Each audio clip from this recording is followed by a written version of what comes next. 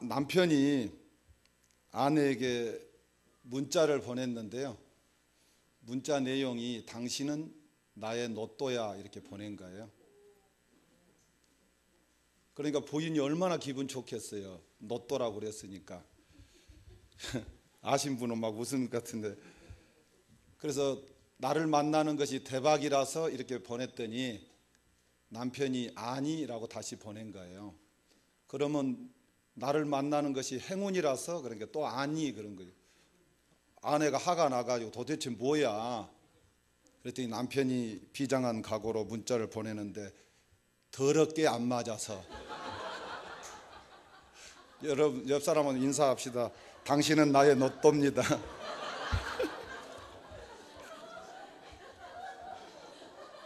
아니 우리 교회 젊은 부부가 있는데요. 진짜 잘생겼어요. 그 딸은 아주 탤런트를 시킨다고 막 이렇게 했는데 근데 두 분이 성격이 그렇게 안 맞은가 봐요. 너무 미남 미녀인데 젊은 부부인데 근데 그날 설교 듣고 로또 이거 하더니 식당 앞에서 밥 먹고 나가다 당신은 로또예라고 싸움하더라니까 둘이. 우리는 진짜 당신은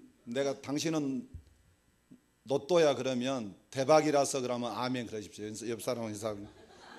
당신은 로또입니다 그래.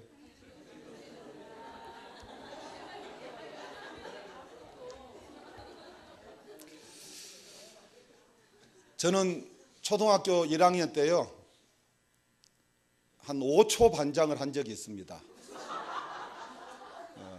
저도 키도 크고 그래도 뭐 못생기지는 않았잖아요. 제일 뒤에 딱 서 있었는데 선생님이 너 반장해 그러더라고요. 너무 좋아가지고 고개를 딱 드는 순간에 반장이 취소됐어요.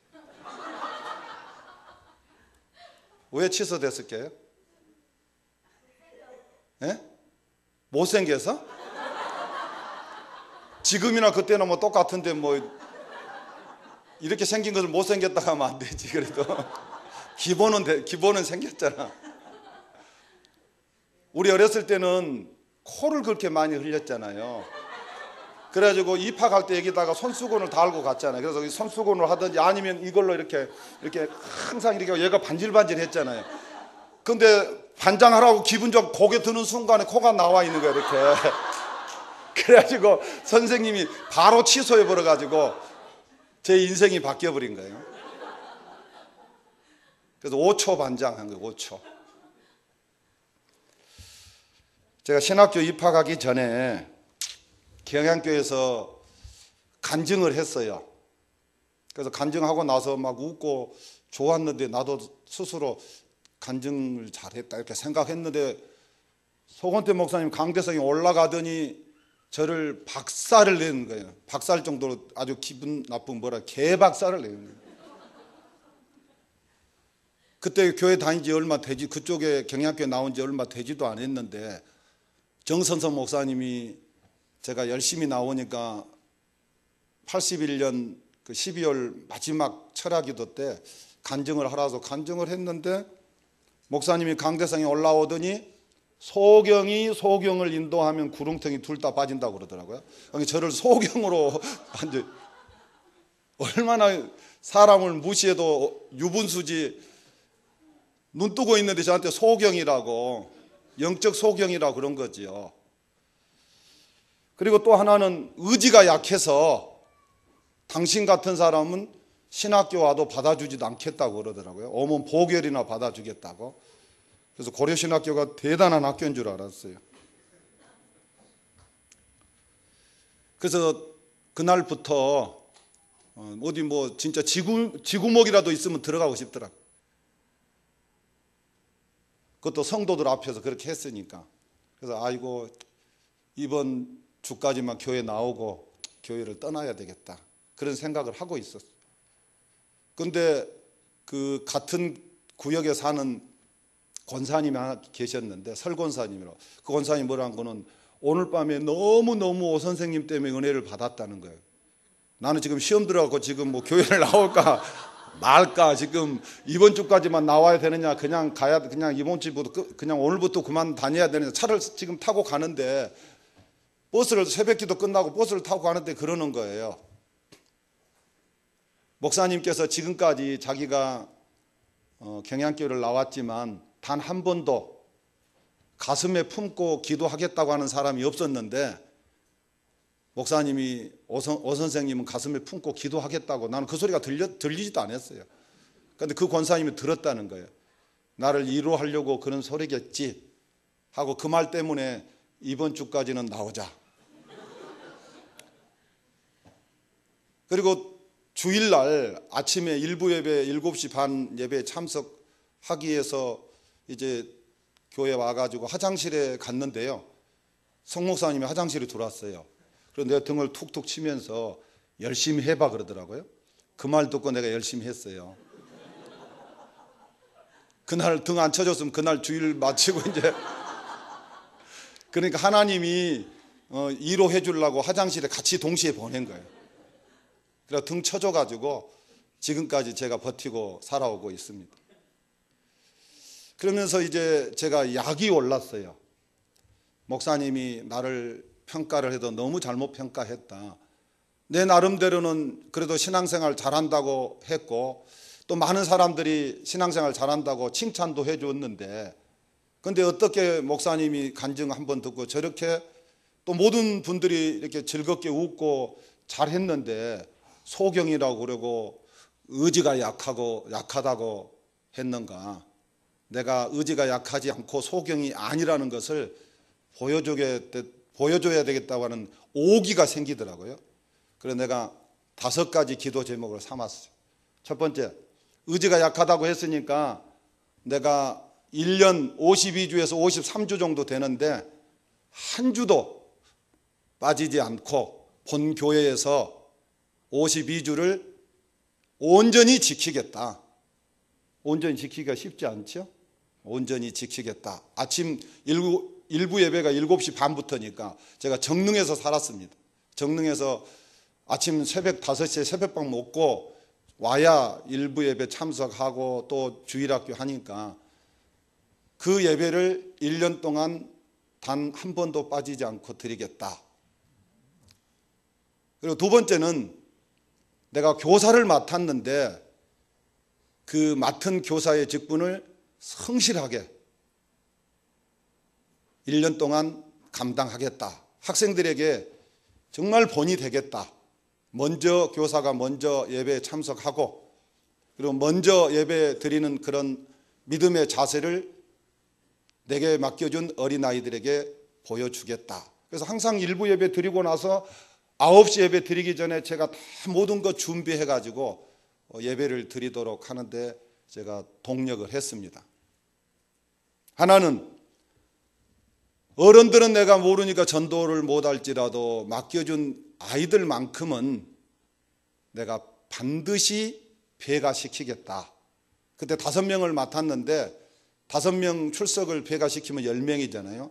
10명을 반드시 출석시키겠다 했는데 연말에 28명씩 출석을 했습니다.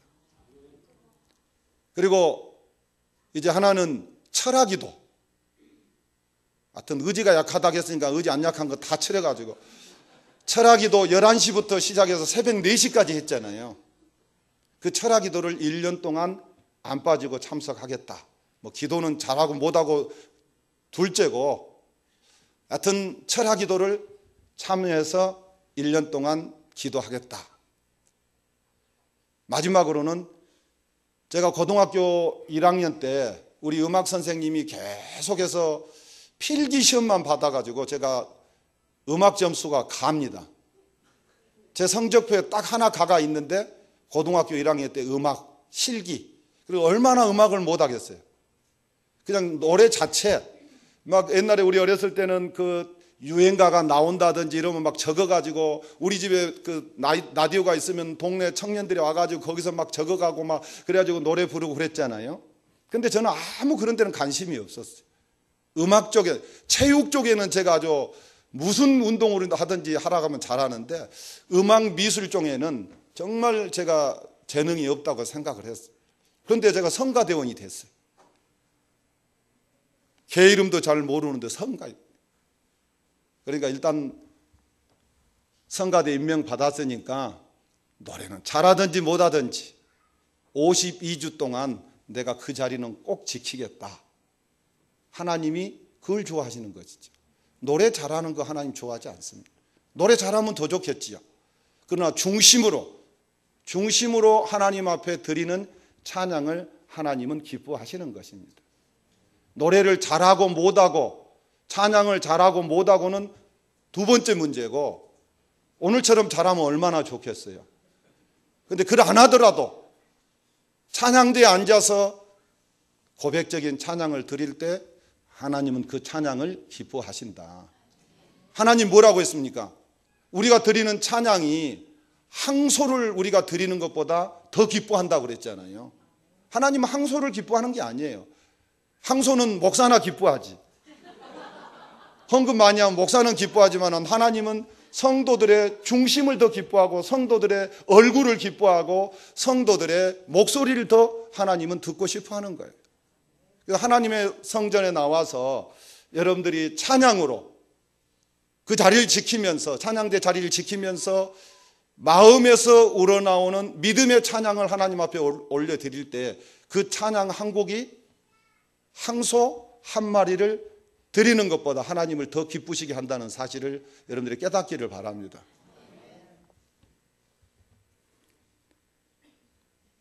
그런데 아까 그래서 찬양대 1년 동안 한 번도 안 빠지겠다. 우리 찬양대원들도 그런 결심을 해야 돼요. 찬양대 앉았다 안 앉았다 그러면 얼마나 지휘자도 힘들고 목사님들도 힘들고, 한 번 맡았으면 1년 동안만큼이라도 내가 정말 그 자리는 반드시 지켜야 되겠다고 하는 그런 결심, 그런 각오, 그런 결단이 있어야 됩니다. 다 지켰게요? 못 지켰게요? 다 안 지켰으면 제가 이 자리에 없지요. 다 지켰기 때문에.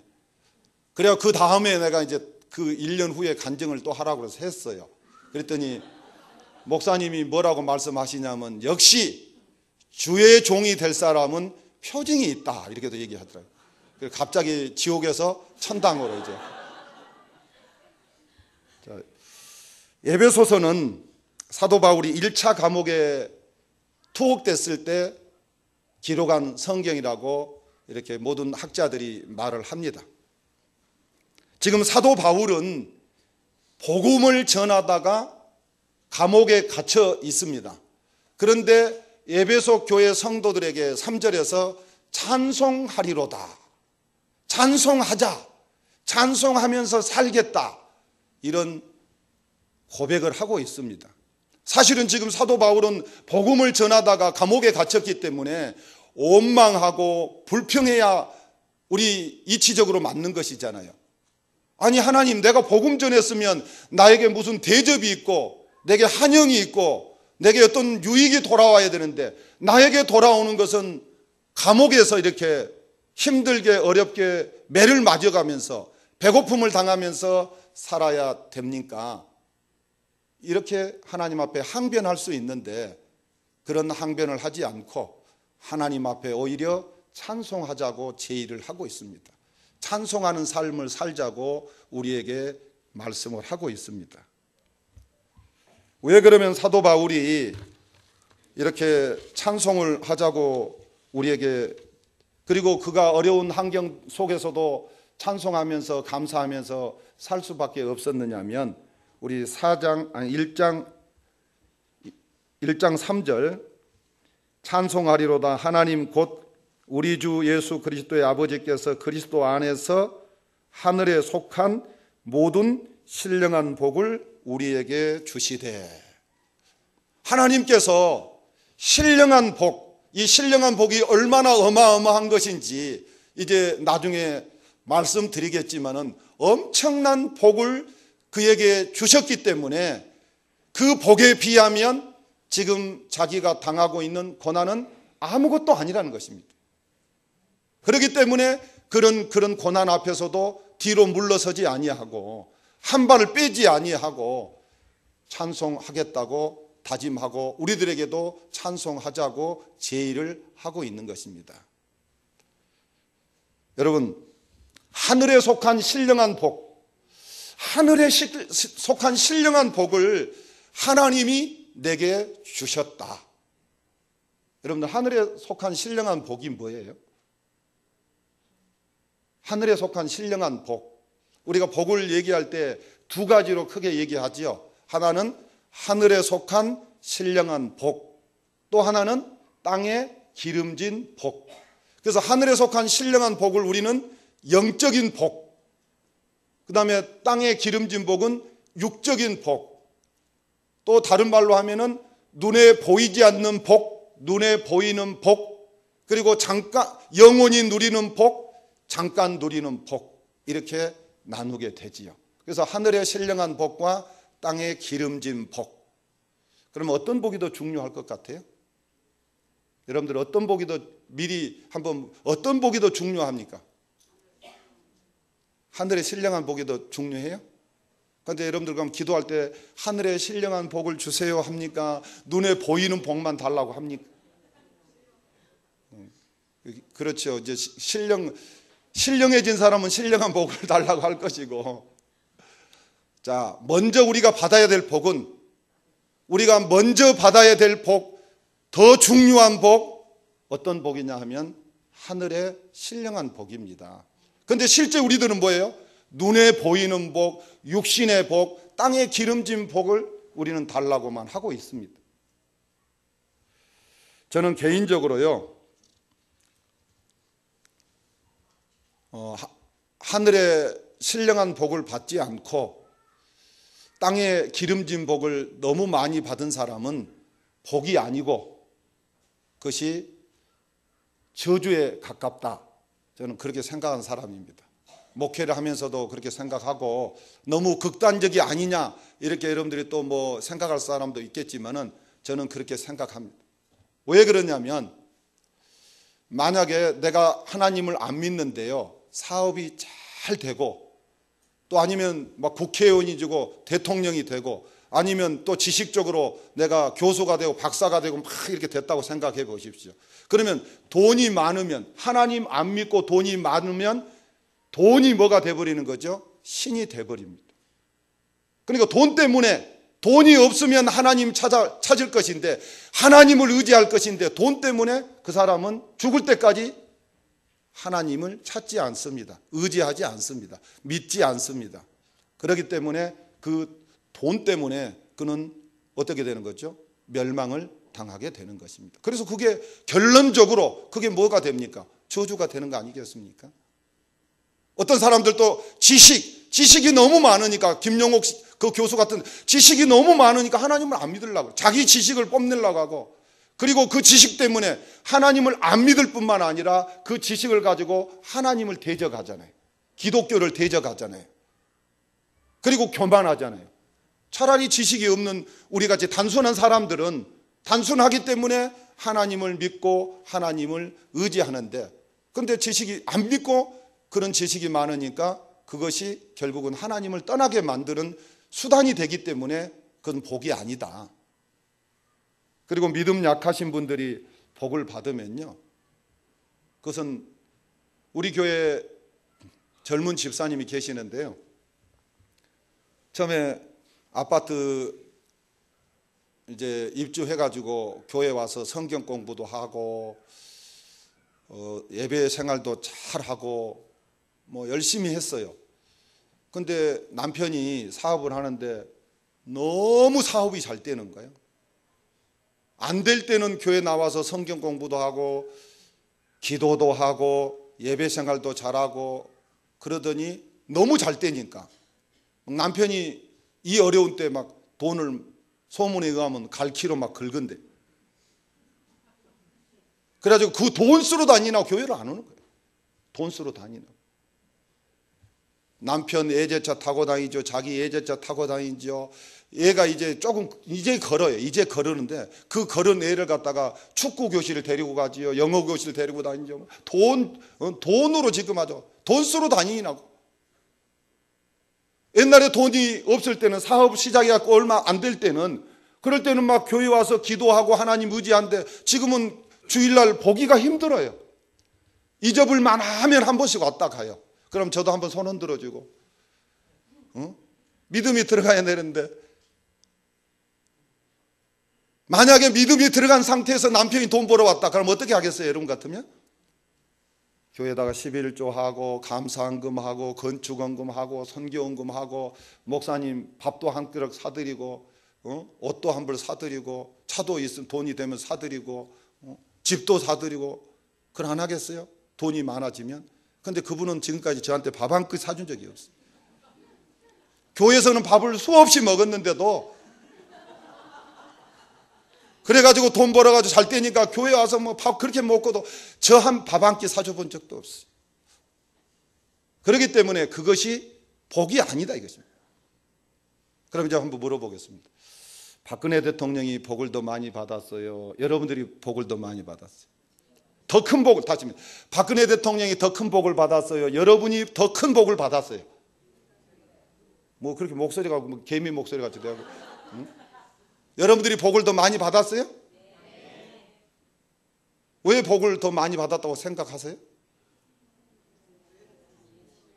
저는 이 세상의 것들은 뭐하고 같다고 생각하냐면 딱지하고 딱지, 구슬 이런 것에 제가 비교를 하는데요.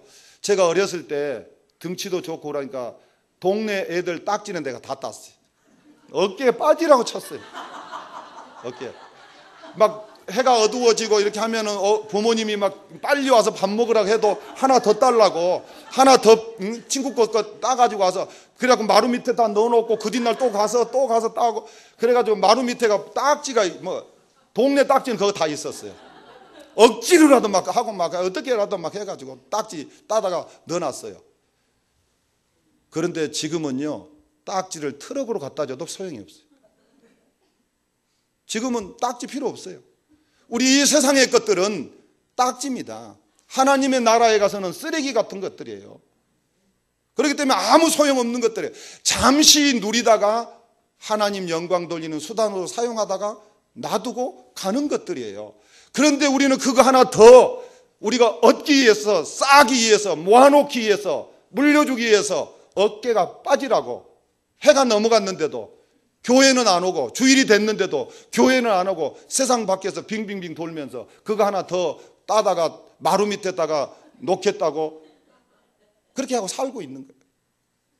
믿지 않으면 지옥에 가버린대요.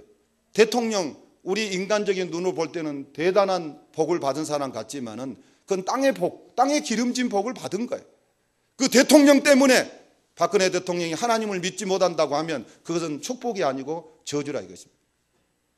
대통령이 차라리 안 됐으면, 떨어져 가지고 겸손해서 하나님을 믿었으면 오히려 그것이 복이 될 것인데, 그래서 성경에는 뭐라고 했어요? 잃어버리고, 돈도 잃어버리고, 건강도 잃어버리고, 다리도 잃어버리고, 눈 하나 빼버리고, 다리 하나 잘라버리고 지옥 가는 것보다 차라리 하나 가지고 절뚝거리면서 장애자로 살면서 천국 가는 것이 훨씬 더 낫다고 말씀하고 있지 않습니까? 그래서 여러분들이 더 큰 복을 받은 거예요. 가슴 펴고 사시기 바랍니다. 그렇게 큰 복을 받아놓고도 복 안 받았다고, 나는 지질이 복도 없어, 나는 지질이 복도 없는 여이라고 그러는데, 지질이 엄청난 복을 우리는 받아놓은 거예요. 그러면 신령한 복이 구체적으로 어떤 것인지 한번 보겠습니다. 첫째는, 자, 하나님이 우리에게 주신 하늘에 속한 신령한 복, 첫째는 성부 하나님의 선택입니다. 성부 하나님이 뭐라고요? 선택. 우리 한번 4절을 보겠습니다. 4절 시작. 곧 창세전에 그리스도 안에서 우리를 택하사, 그 다음에 거기까지만요. 5절을 보십시오. 5절 시작. 그 기쁘신 뜻대로 우리를 예정하사, 9절에 가서요. 끝에 보면 그리스도 안에서, 거기서 시작. 그리스도 안에서 때가 찬 경륜을 위하여 예정하신 것이니, 11절에 끝에 우리가 예정을 입어 그 안에서 기업이 되었으니. 자, 하나님이, 자, 하늘의 신령한 복을 우리에게 주셨다.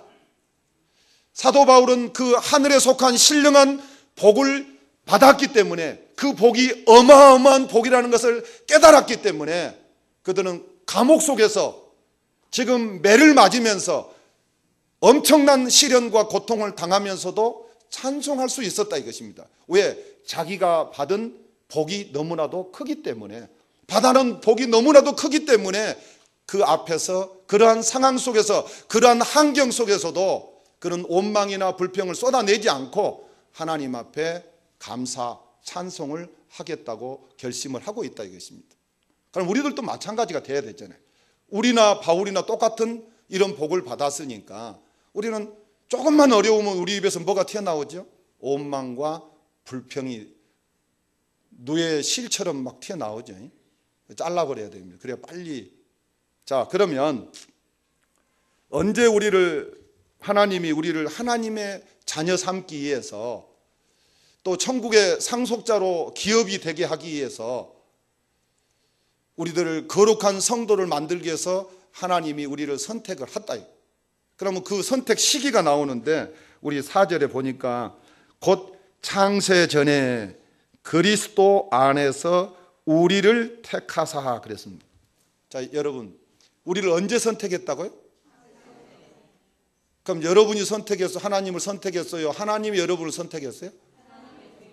하나님이 우리를 선택한 거예요. 근데 우리들은 대부분 내가 선택한 것으로, 여러 종교가 있는데 내가 기독교를 선택했다고 이렇게 얘기하지만은, 그래서 이제 우리 입장에서 하는 말이고, 성경적으로 보면은 하나님이 우리를 선택해 놓았기 때문에 내가 이제 때가 되니까 하나님을 선택한 거예요. 그럼 언제 선택했냐면 창세 전에 했다. 창세 전에. 근데 이런 말을 하면 이제 성도들이 의아해 하는 거예요. 세상에, 내가 이 세상에 태어나기도 전에, 만들기도 전에 어떻게 나를 하나님이 알고 선택을 했느냐, 이래갖고 너무 괴리감, 너무나도 거리가 멀어가지고 의심을 하는데요. 여러분, 의심하면 안 됩니다. 성경에서 하나님이 선택했다고 하면 선택했다고 믿어져요. 자, 그러면 지금 제2 롯데월드 공사 한창 지금 진행 중에 있죠. 지난번에 뭐 100 몇 층까지 올라갔다고 하는데, 지하 6층, 지상 123층, 그래서 129층인가 된다 그러죠. 높이가 555m. 세계에서 네 번째로 높은 그 층이 높은 그런 건물이고, 높이로 하면은 뭐 6위 정도 된다 그래요.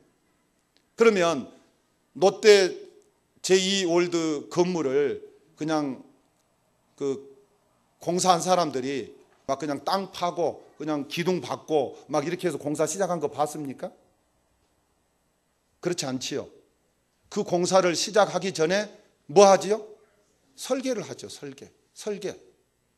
그리고 그 설계대로 이제 건물을 지어가는 거잖아요. 그런데 그 설계한 사람은, 그것을 설계한 사람은 그 건물에 유리창이 몇 개 들어가는지, 화장실이 몇 개 들어가는지, 몇 층인지 모든 것을 다 안다 이것입니다. 그리고 설계했다 이것입니다.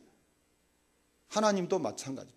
전지전능하신 하나님이 하시는 일은 크게 세 가지입니다. 여러분, 성경에서 하나님 뭐 개인적으로 한 것 말고 크게 세 가지 일을 하시는데, 하나는 무슨 일을 해요? 설계. 그것을 계획이라고 그래요. 계획. 하나님이 이 세상을 만들기 전에, 창세 전에, 이 세상을 만들기 전에, 롯데월드를 건축하기 전에 설계한 것처럼 하나님도 이 세상을 만들기 전에 계획을 세웠다. 계획. 그리고 두 번째 하는 일은 그 계획한 대로, 설계한 대로 뭐 한 거죠? 창조한 거예요. 창조. 그리고 하나님이 계획하고 창조한 대로, 계획한 대로 창조한 것들을 어떻게 하죠? 다스려 가는 것입니다. 그것을 우리는 섭리라고 하는 것입니다. 그래서 이 세상이 막 저절로 막 그냥 돌아가는 게 아니에요. 미국 대통령이 세계를 움직이는 게 아니에요.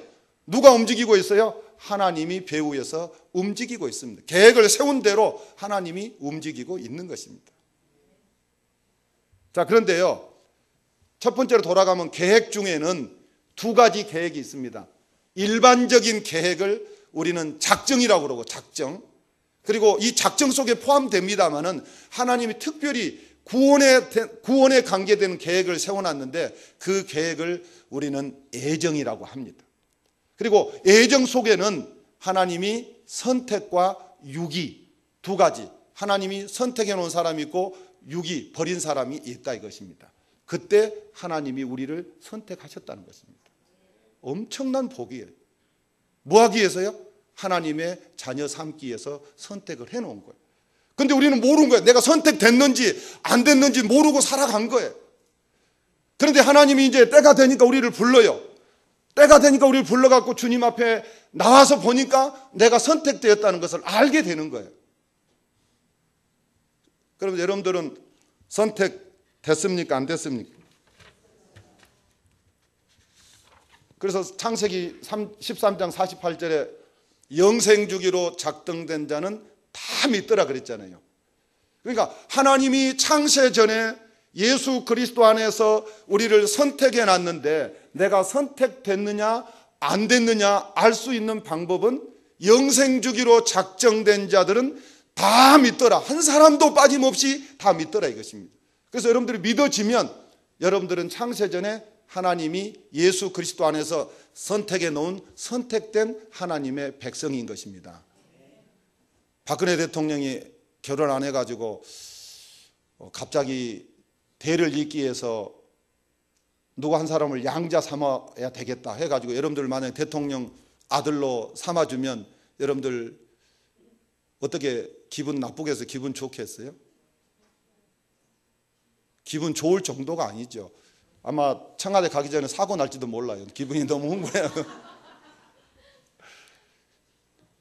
박근혜 대통령 정도가 아니고 미국 오바마 대통령 정도가 아니고 우주 만물을 창조하신 하나님이 우리를 자녀 삼기 위해서, 자녀 삼았다는 것은 하나님의 나라의 상속자로 삼기 위해서, 그 천국을 상속해 주시기 위해서 우리들을 창세 전에 예수 그리스도 안에서 우리를 선택해 주셨다.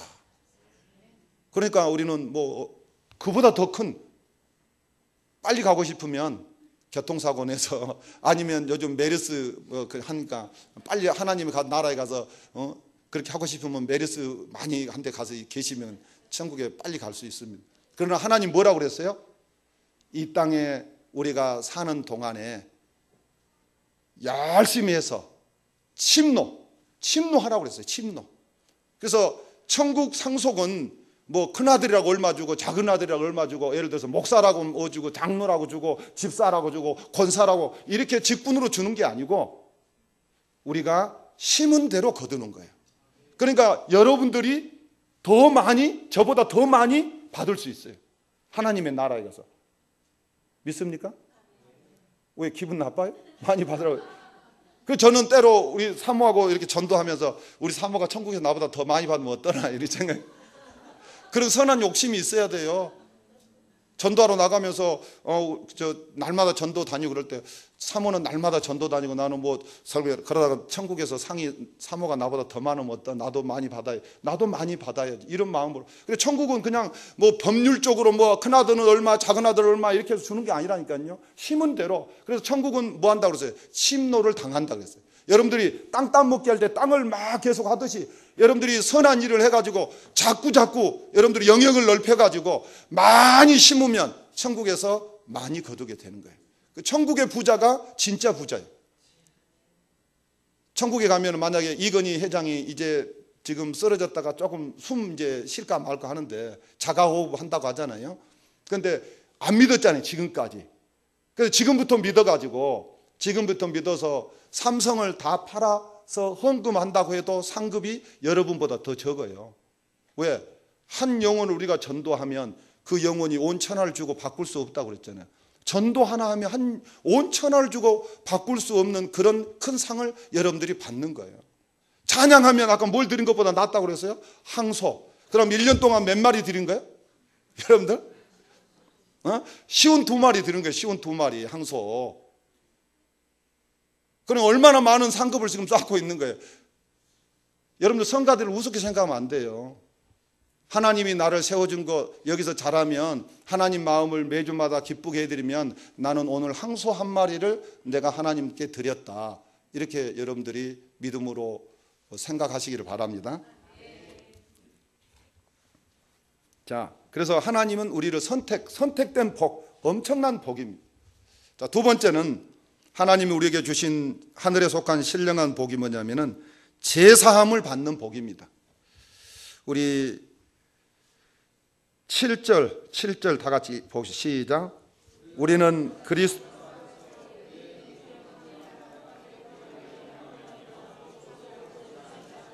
네.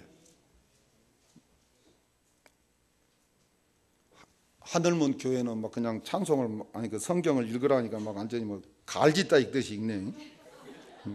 좀 어떻게 좀 일사불란하게 못 읽고 한번 다시 읽어봅시다. 시작.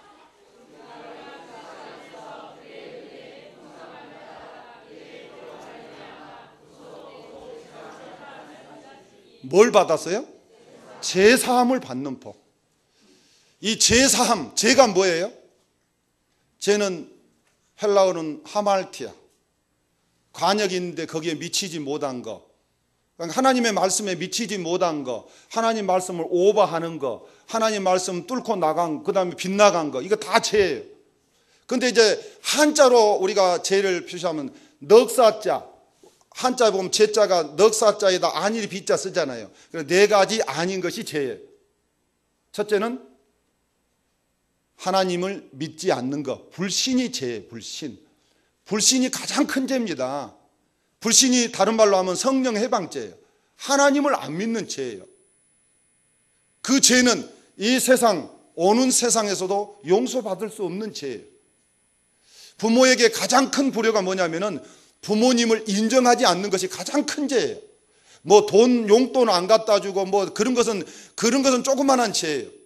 그러나 아버지, 나는 오늘부터 아버지를 내 아버지라고 인정하지 않겠습니다 하고 문 쾅 닫고 나간 다음에 연락 끊어버리면 그보다 더 큰 죄가 없습니다.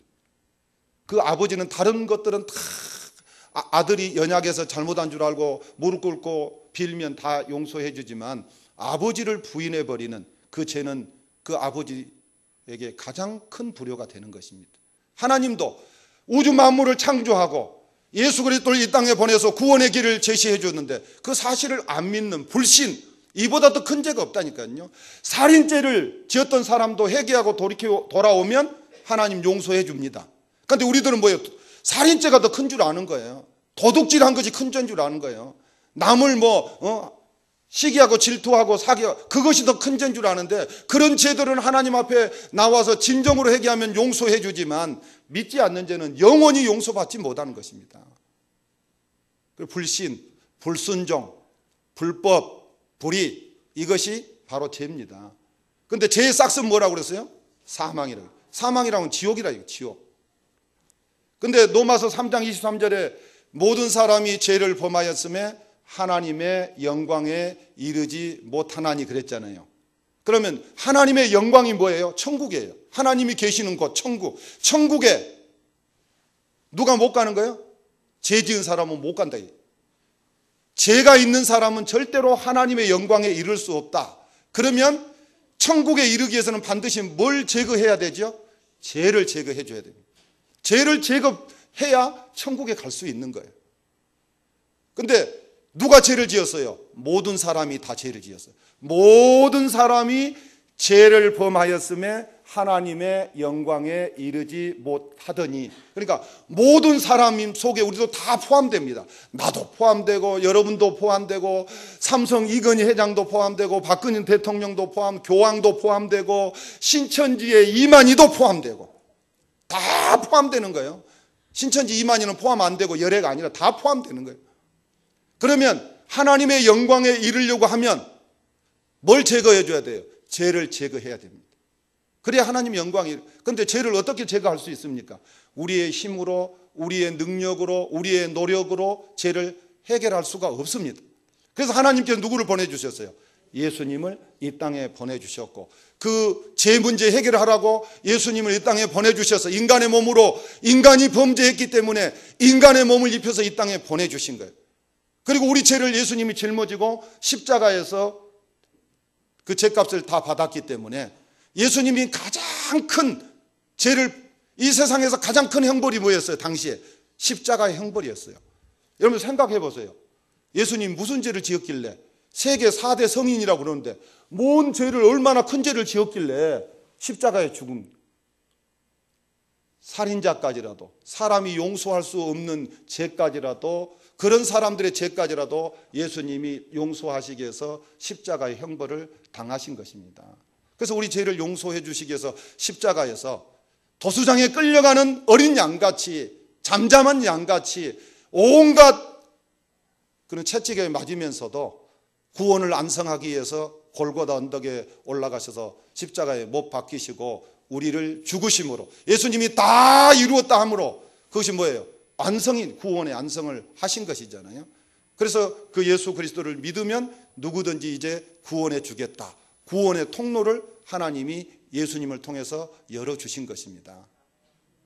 그래서 그 예수님을 믿으면, 우리 요한복음 3장 16절 한번 다 같이 외워봅시다. 시작. 하나님이 세상을 이처럼 사랑하사 독생자를 주셨으니 이는 저를 믿는 자마다 멸망치 않고 영생을 얻게 하려 하십니다. 영생 얻도록 하기 위해서 예수님을 이 땅에 보내주신 거예요. 독생자를 보내주셨다.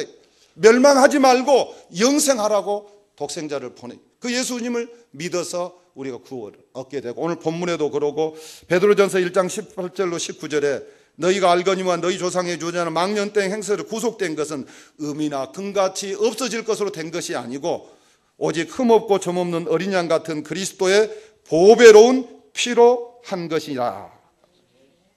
우리 예수님 피로 우리를 구원해 주신 것입니다. 여러분들 2010년 8월에 칠레 산호세 탄광이 무너진 거 알잖아요. 뉴스를 들어서 지금도 생생하게 남아 있을 것입니다. 700m 지하에 갱이 무너져 가지고 그 속에 33명이 69일 동안 갇혀 있었어요. 근데 아파트, 작은 아파트 거실만한 곳에 33명이 옹기종기 앉아 있었어요. 시간이 이제 점점점 지나가면 먹을 것도 떨어지고 이제 산소도 바닥나. 그러면 그들은 이제 결국은 서서히 죽어갈 것인데, 누가 구해주지 않으면 그들은 거기서 매몰됐기 때문에 죽을 수밖에 없습니다. 그런데 칠레 대통령이 저들을 구원해야 되겠다고 생각하고 구조 전문가, 그 다음에 탄광 전문가, 그 다음에 의료진, 그리고 미국에 있는 최첨단 그 모든 기술들을 동원해가지고 17일 만인가 19일 만인가 그들을 발견해가 직경 뚫어가지고 그 속으로 그들에게 음식과 액체 산소를 공급해줘가지고 69일에 그 구조 캡슐을 보내줘서 그들을 구출해줬잖아요. 그때 비용이 얼마 들었냐면 247억이 들어간 것입니다. 대통령이 놔둬버렸으면 그 사람들은 그냥 죽는 거예요. 마찬가지로 우리들도 죄로 매몰되어 가지고 죄 속에 매몰되어서 그냥 놔두면 다 지옥 갈 수밖에 없는데, 하나님이 누구를요? 구원자이신 예수님을 이 땅에 보내셔가지고 그 예수님이 십자가에 죽으심으로 우리를 구원해 주신 거예요. 그러니까 구원이 싸구려가 아니에요. 우리들은 구원이 싸구려인 줄 아는 거예요. 예수 믿으면 구원받는다 그러니까 우리들 보기에는 너무 싸구려같이 들리지만 싸구려가 아닙니다. 하나님은 독생자 예수 그리스도를 동원해가지고 거기에다가 투자한 거예요. 여러분들 구원하기 위해서 여러분들 자녀들을 거기다가 드린다, 얼마나 가치 있는 값어치 있는 것입니까? 그렇게 귀한 것을 하나님이 보내가지고 우리를 구원시킨 거예요. 우리 죄 문제를 해결해 주신 거예요. 그렇기 때문에 우리는 감사해야 돼요. 찬양해야 돼요. 자, 마지막으로 왜 우리는 찬송하면서 살아야 되느냐면, 우리 13절을 다 같이 보겠습니다. 시작. 그 안에서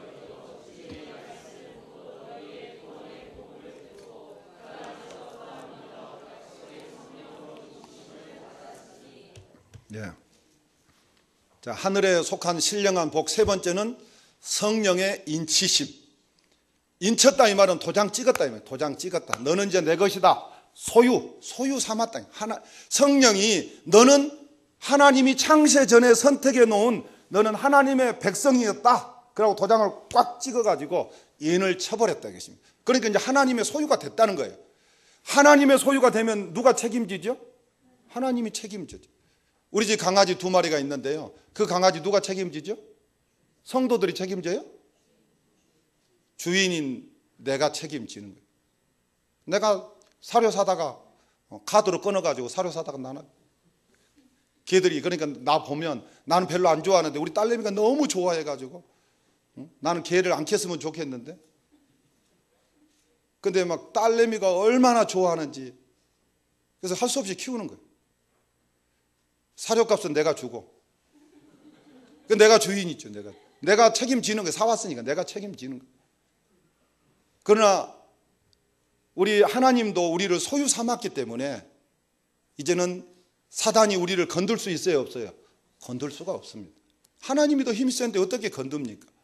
그래서 절대 하나님의 사랑에서 우리를 빼앗아 갈 자가 없습니다. 로마서에 나와요. 빼앗아 갈 자가 없어요. 기근이나 칼이나 적신이나 그 어떤 것도 우리를 하나님의 소유에서 우리를 빼나갈 수가 없습니다. 자, 그러면 성령이 하시는 일은 크게 두 가지죠. 성령이 하시는 일은 크게 두 가지입니다. 하나는 뭐죠? 성령이 하시는 일 뭐예요? 몰라요? 성령이 하시는 일 하나는 뭐였어요? 성령의 감동으로 성경을 기록했다고 그랬잖아요.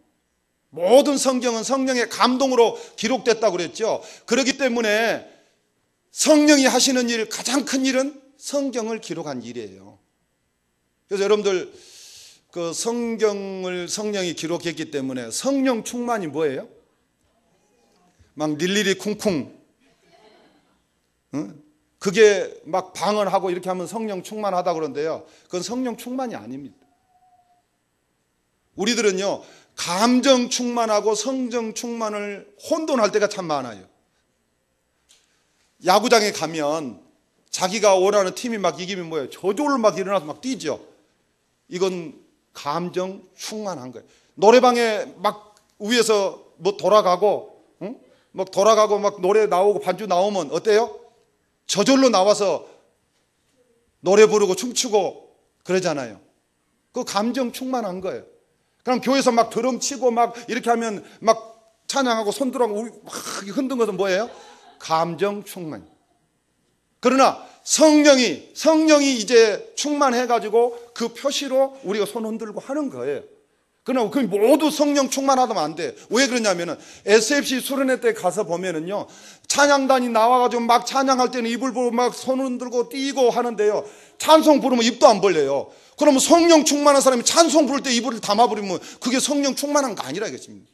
그냥 감정, 언니들, 누나들 막 멋있게 하고 막 기타 치고 막 반주하니까 막 그 분위기에 의해서 막 찬송하고 손을 뜨다가 그러다가 찬송 부르기 입도 안 뻥긋하네, 입도. 그러고 졸고 있는 거예요, 그냥. 그건 성령 충만한 게 아니라 이것입니다. 그런데 우리들은 그것을 성령 충만이라고 하는 거예요. 성령 충만은 성령이 성경을 기록했기 때문에 성경 말씀을 잘 깨달아가지고 그대로 사는 것이 성령 충만인 것입니다. 성령 충만하시기를 바랍니다. 옆 사람은 아따 성령 충만하시오.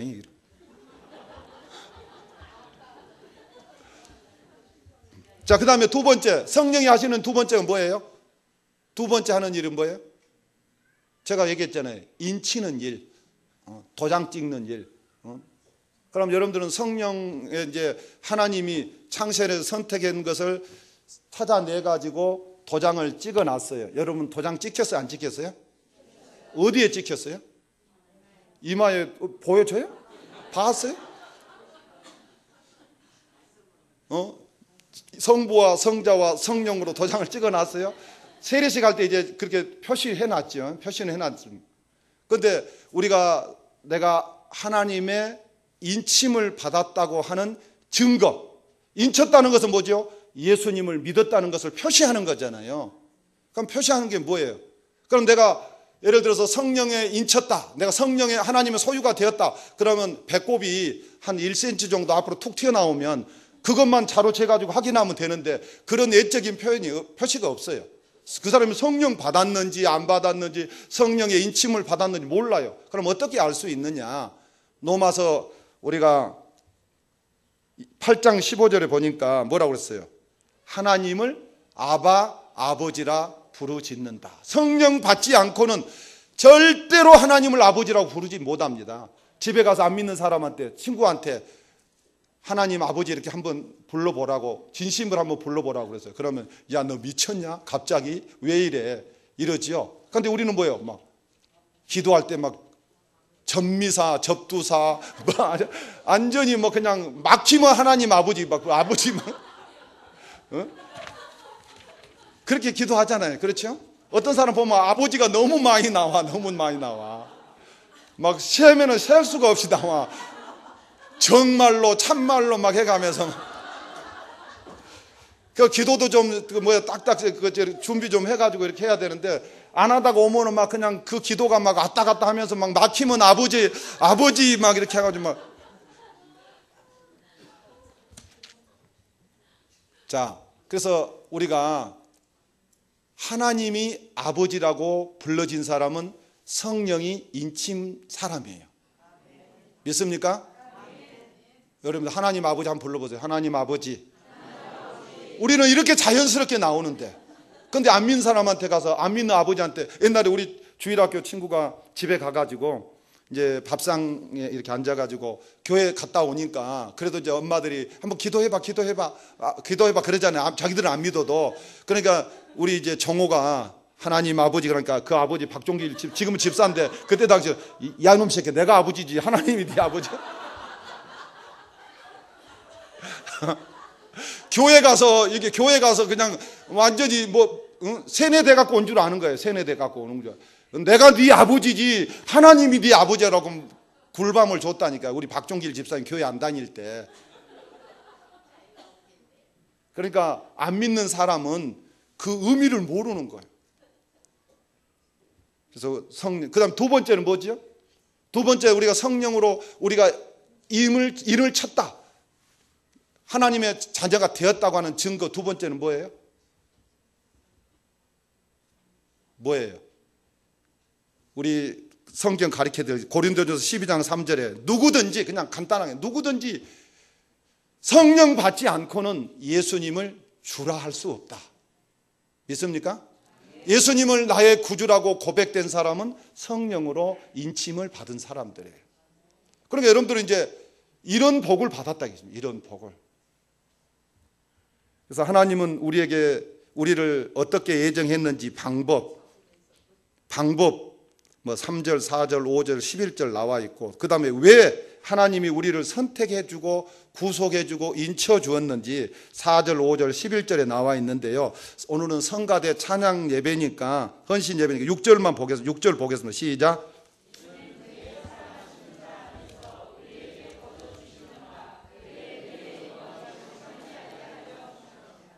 뭐 하려고 하나님이 선택했다고요? 찬양하도록, 영광을 찬양하도록, 하나님의 영광을 찬양하도록 하기 위해서 하나님이 여러분들을 창세전에 선택해 주셨고 구속해 주셨고 인쳐 주셨다 이것입니다. 그 다음에 12절 시작. 이는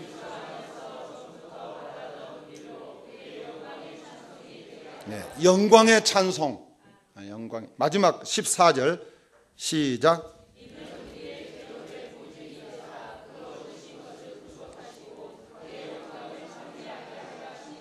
아멘. 자, 여러분, 우리는 결론입니다. 우리는 엄청난 복을 받았습니다.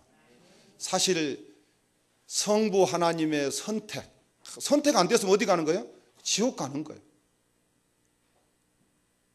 하나님이 우리 믿음 생활 한 거 보고 선택한 게 아니고 창세 전에 이미 선택해놨기 때문에 우리가 때가 되면 믿어지는 거예요. 선택 안 된 사람은 죽을 때까지 안 믿어져요. 근데 하나님이 선택해 놓은 사람은 죽기 1초 전이라도 믿고 죽어요. 우리 성도가 지난주에 신방 갔더니요, 자기 아버지가 2시간 전에 믿고 돌아가셨대요. 2시간 전에 세례받고. 그럼 그 사람은 뭐예요? 하나님이 창세전에 선택해 놨기 때문에 구원 받는 거예요. 구원은 믿기만 하면 받는 거예요. 그러나 이제 상급은 믿고 얼마나 행했느냐에 따라서 이신 득구, 믿음으로서 구원 받고 이행 득상, 행함으로써 상을 받는 거예요.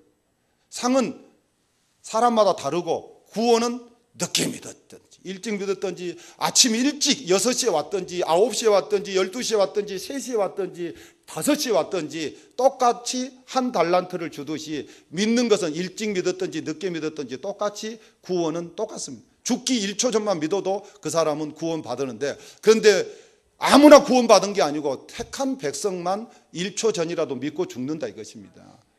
그 상급은 아침부터 와서 저녁까지 일한 사람은 하나님의 나라에 가면 상이 많습니다. 1시간 일한 사람하고 하루 종일 일한 사람하고 하나님 나라에서 상을 똑같이 주면 누가 주의 일을 하겠어요? 아무도 안 하죠. 그래서 분명히 예수님은 내가 다시 온다, 내가 너희들에게 줄 상이 있다, 계속 성경에 보십시오. 상이 있다, 상이 있다, 상이 있다. 히브리서 11장에도 믿음을 정의하면서 믿음은 바라는 것들의 실상이요 보지 못하는 증거라고 하면서 왜 우리가 무엇을 믿어야 되느냐? 3가지를 믿어야 된다. 하나님이 계시는 것을 믿어야 되고, 하나님이 우주 만물을 창조한 것을 믿어야 되고, 하나님이 상을 주시는 것을 믿어야 된다. 그 믿음을 가지고 살았던 모세, 그 믿음을 가지고 살았던 아브라함, 그 믿음을 가지고 살았던 아벨, 다 하나님 앞에서 믿음으로 살았다는 것입니다. 여러분들이 이런 믿음을 가지고 하나님을 잘 섬기시기를 바랍니다. 왜 이렇게 힘이 없어요? 그렇게 복을 알려줘도, 복권 당첨됐다고 알려줘야 아멘 크게 할까요? 측량할 수 없는 복, 말로 표현할 수 없는 큰 복, 영원하신 복, 바다를 먹물로 삼고 하늘을 두루마리 삼아도 다 기록할 수 없는 복, 세상의 어떤 것과도 바꿀 수 없는 복, 이런 복을 받고도 복을 받지 못한 사람처럼 원망하면서 불평하면서 살아야 되겠습니까? 아니면 감사하면서 찬양하면서 살아야 되겠습니까? 우리는 찬송하면서 살아야 됩니다. 감사하면서 살아야 됩니다. 무슨 일이든지 하나님이 맡겨준 일에 충성하면서 살아가야 됩니다. 충성 안 하려고 아멘 안 해요? 날마다 하나님께 영광 돌리면서 살아가야 됩니다.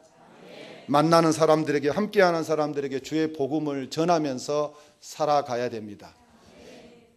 그런 성도님들이 되시기를 주의 이름으로 축원합니다.